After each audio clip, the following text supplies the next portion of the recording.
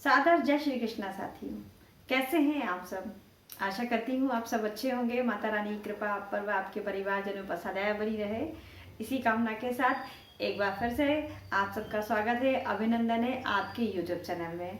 तो साथियों, आज की वीडियो में मैं आपके लिए लेकर आई हूँ भगवान की पूजन के लिए जो जल उपयोग किया जाता है या उनको अर्पित किया जाता है, तो हमको कैसा जल उपयोग करना चाहिए, तो उसी से संबंधित आज का वीडियो होने वाला है। एक्चुअली बहुत सारे लोगों के मुंह से मैंने सुना है, लोग कहते हैं कि हम सुबह पूजन जल्दी इसलिए नहीं कर पाते क्योंकि हमारे यहाँ सुबह जल्दी जल नहीं आता है, तो हम बासे पानी से कैसे पूजा करें। तो मैं आपकी जानकारी के लिए बता दूं कि जल कभी भी बासा नहीं होता है। भगवान ने 3 चीज़ें ऐसी बनाई हैं, अग्नि, जल और वायु, जो कभी भी बासे नहीं माने जाते हैं। अगर बासा वाली बात होती तो फिर हम बरसात में ही पूजा कर सकते थे। मतलब यदि जब पानी गिरता, ताज़ा पानी जब आता, तो हम अपना पात्र, बाल्टी, लोटा लेकर खड़े हो जाते, पानी आता, बस उसी से पूजा होती। फिर तो पूजा कभी जल तो कहीं और बनता है नहीं, जो ताज़ा बन के आ जाए और हम उससे उपयोग कर लें। तो जल कभी भी बासा नहीं होता है। हाँ, बोरिंग वाला जो जल होता है, जो लोग कहते हैं कि बोरिंग से निकाल लिया, तो वो बोरिंग से भी निकला हुआ जल यदि आप 3-4 ड्रम भर के निकालेंगे तब तो वो ताज़ा हुआ।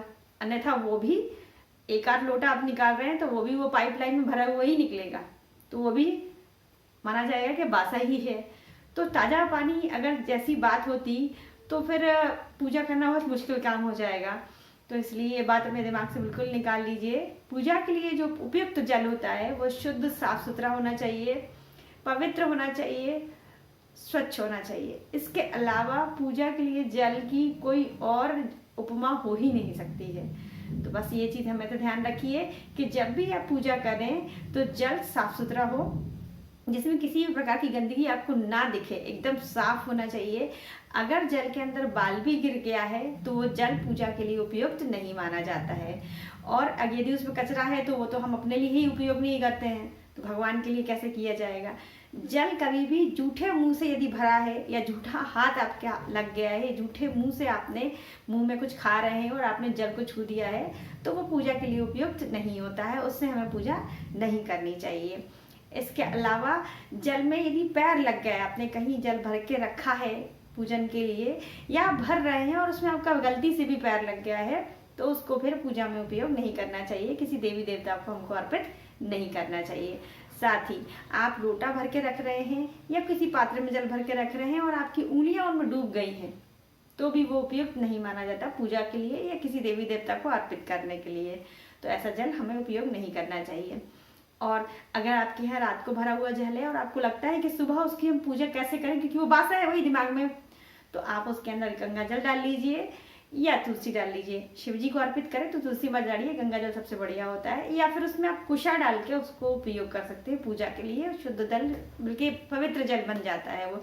हमको जब भी पूजा करनी है गंगा जल, तुलसी या कुशा डाल के ही पूजा करनी चाहिए। सारे भ्रम मन से खत्म हो जाते हैं। अगर आप रजो धर्म में भी जल को छू दे रहे हैं तो उससे भी पूजा ना करें, इस चीज़ का ध्यान रखें। यदि किसी ने गलती से भी छू दिया है तो फिर उसको अपन को जल उपयोग नहीं करना चाहिए। वो ताज़ा भी है, मतलब अभी अपने भरा भी हो और यदि उसमें पैर लग गया, उसमें कुछ गंदा गिर गया, गलती से किसी गलत व्यक्ति ने छू दिया, तो वो फिर पूजा के लिए उपयुक्त नहीं रहेगा, भले वो आपने अभी अभी भर के रखा है। अगर पुराना भी जल है और अगर वो उसके अंदर आपको साफ सुथरा आपको दिख रहा है, कुछ बाल नहीं गिरा है, गंदगी नहीं है, तो आप उसमें गंगा जल, तुलसी या कुशा डाल के पूजा कर सकते हैं। बस यही थी आज की जानकारी। तो आशा करती हूँ आपको जानकारी उपयोगी लगी होगी, लाभदायक लगी होगी। तो वीडियो को लाइक कीजिएगा और चैनल को सब्सक्राइब जरूर कीजिएगा, क्योंकि मैं ऐसी ही पूजा पाठ से संबंधित जानकारियाँ आपके लिए वीडियो लेकर आती रहती हूँ। तो वीडियो को लाइक ज़रूर करिएगा और मेरे चैनल को सब्सक्राइब कर लीजिएगा और जो बेल आइकन है उसे प्रेस कर लीजिएगा, मेरी आने वाली वीडियोस की नोटिफिकेशन आपको मिलती रहेगी। मिलते हैं फिर अच्छी सी वीडियो के साथ, तब तक के लिए अपना और अपनों का ख्याल रखिए। हर हर महादेव।